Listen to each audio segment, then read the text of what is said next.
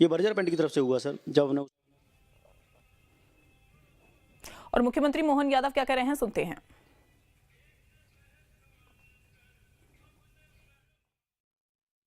अभिनंदन करता हूं, आपका आभार मानता हूं। आज से 1 साल हुआ है और 1 साल के अंदर बदलते दौर में पूरे प्रदेश को लेकर के यशस्वी प्रधानमंत्री श्रीमान नरेंद्र मोदी जी के नेतृत्व में जिस प्रकार से देश करवट बदल रहा है, उसी प्रकार से हमारे अपने प्रदेश में, उज्जैन में और प्रदेश में खासकर उज्जैन में अगर हम कोई काम कर रहे हैं तो ये उज्जैन के लिए नहीं है, ये पूरे प्रदेश का और देश का मान बढ़ाने वाले एक काम है। हमारे लिए इस बात का गर्व है। उज्जैन को यहाँ के रहवासी, जैसे दिल्ली में रहने वाले रहवासी, भोपाल में रहने वाले रहवासी वो राजधानी में रहते हैं और राजधानी में रहते ही उसका अपने आप पूरे प्रदेश और देश का हक हो जाता है। इसलिए एक एक विकास के काम पर प्रदेश और देश वालों का, हम तो देश से आगे बढ़ के बाबा महाकाल की बात करते हैं, जो दुनिया के 12 ज्योतिर्लिंग में से सबसे प्रमुख बाबा हमारे यहाँ है। ऐसे में दुनिया भर के दर्शनार्थी यहाँ आते हैं। आने और जाने में सभी प्रकार की सुविधा मिले, सभी प्रकार के उनके जन सुविधा के साथ साथ विकास के नए नए रास्ते खुले। इसलिए आजादी के पहले ये फ्रीगंज बसाया गया था और यहाँ एसी जेड एरिया उस समय था जो टैक्स फ्री सभी प्रकार के व्यापार व्यवसाय को बढ़ावा देता था। काल के प्रभाव में थोड़ा खराब समय गया जब उज्जैन पे ग्रहण लगा था, लेकिन हमको मालूम है ग्रहण हटता है, राहु केतु हटते हैं तो और ज्यादा कला निखर के हमारे चंद्र और सूर्य में आती है। यह हमारे आदि काल की परंपरा है। ग्रहण काल के बाद निर्दोष निष्कलंक जो अपनी 16 कला चंद्रमा विधेयता है, सूर्य की आभा प्रकाशमान करती है तो उसकी छटा देखते बनती है। मुझे इस बात का आनंद है, मैं बहुत देर तक बोल सकता था लेकिन आपने जवाबदारी दी है, थोड़ा अब आपको कंसीडर करना पड़ेगा कि मेरे को 12 बजे 1 साल के कामों की प्रेस कॉन्फ्रेंस भोपाल में लेना है। लेकिन हमने कहा कि सरकार के 1 साल के केवल सार्वजनिक कार्यक्रम होंगे, वो तो अपनी जगह है, वो 11 तारीख से 26 दिसंबर तक होंगे। लेकिन हर दिन अगर हमारे कार्यक्रम होंगे तो एक एक सौगात देने वाले भी होंगे जो लंबे समय तक काम आए। इसलिए हमारे लिए परमात्मा की दया से ये शुरुआत की हमने कि फ्रीगंज का ब्रिज उज्जैन में आजादी के पहले ये रेलवे का ब्रिज था, 3 बार चौड़ा हो गया, 1 2 3। तो शायद ये अपने देश का क्या प्रदेश का तो कह सकता हूँ एकमात्र ब्रिजेस में आखिरी तक बैरिकेड लगा के ट्रैफिक इधर करो कहाँ जाएगा, इधर जाएगा, उधर जाएगा, भारी झंझट। ये ऐसी आफत कहीं कोई ब्रिज में देखी क्या आपने?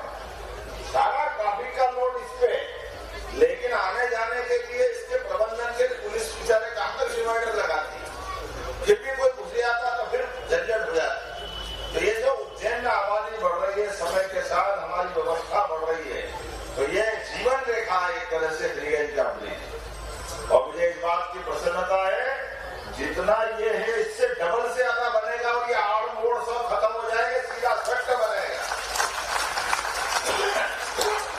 तो जब ये ब्रिज की सौगात मिल रही है और आज के अवसर पे मिल रही है तो केवल स्थायी बड़ी बड़ी सौगात नहीं, आम जन जीवन के जीवन में भी अपने जीवन में कोई हमको आयुष्मान कार्ड बनाना है, कोई संपत्ति कर की परेशानी है, कोई बिल्डिंग की परेशानी है, 76 प्रकार की जनहितैषी योजनाओं के लिए एक साथ 11 दिसंबर अर्थात गीता जयंती से हमें गर्व है।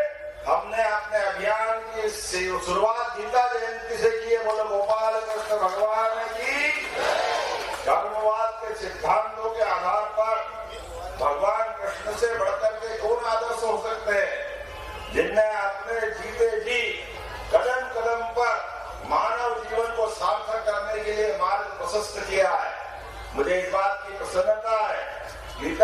आशीर्वाद में भी अपना ध्यान आकर्षित कराती है, भक्ति मार्ग की तरफ भी ले जाती है और ज्ञान मार्ग का भी हमारा मार्ग आलोकित करती है। ऐसे में हम तीनों धाराओं में समान रूप से चल रहे हैं। भौतिक अधोसंरचना के काम भी हो रहे हैं, ज्ञान मार्ग अर्थात उच्च शिक्षा से लेकर के सभी प्रकार के डेवलपमेंट की बात भी कर रहे हैं। और भगवान ने जहां जहां लीला की है, ऐसे प्रत्येक स्थान को, हमारे धार्मिक पर्यटन के केंद्रों को अपने देश और दुनिया के लिए आलोकित करने वाले तीर्थ स्थल बनाने का संकल्प भी हमारी सरकार ने लिया। हमें इस बात का आनंद है। और जब भगवान राम अयोध्या में मुस्कुरा रहे हैं, बोलो जय जय श्री राम। जब राम जी मुस्कुरा रहे हैं, राम राज आ रहा है, तो आने वाला ऐसा आनंद आना चाहिए कि राम जी से लगा के कृष्ण जी तक बात जाए। तो मथुरा जी का कृष्ण कन्हैया भी मुस्कुराएगा ये झुमरी के साथ। राम और कृष्ण की धरती पर सभी प्रकार के आनंद छाए। तो नंद घरा आनंद भयो जय कन्हैया। तो हमारे लिए आने वाले समय में इस प्रकार के आनंद की वर्षा होती जाए। आज ये जो हमारा फ्रीगंज का ब्रिज बनने का बहुत संक्षिप्त समय में, मैं प्रशासन को बधाई देना चाहूंगा कि बहुत कम समय में इस बात का कार्यक्रम रखा है। ये बहुत भव्य होना था, लेकिन अब काम इतने सारे मंजूर हो गए, टाइम का तो जितनी बार आओ कोई न कोई सुबह जोड़ते चले जाओ।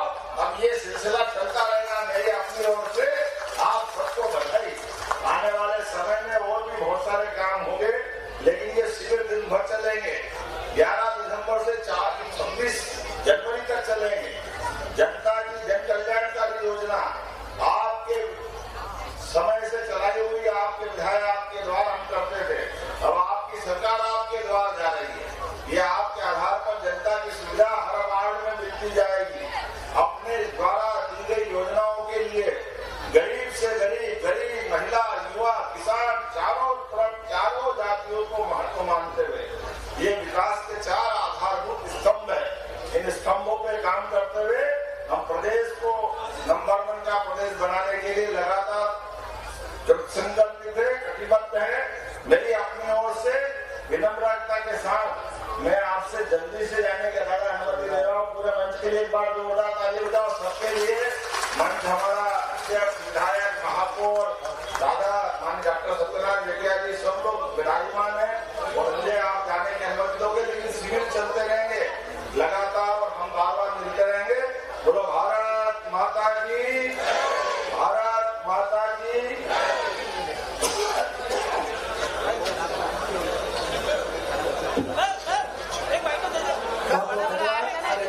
मुख्यमंत्री डॉक्टर मोहन यादव जी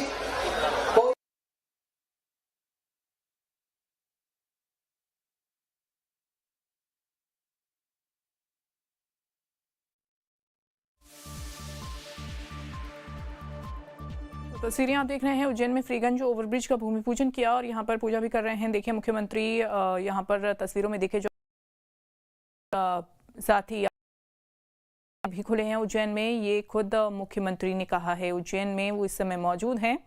जन कल्याण अभियान की शुरुआत गीता जयंती पर की गई। उज्जैन में फ्रीगंज ओवरब्रिज का भूमि पूजन भी मुख्यमंत्री की ओर से किया गया।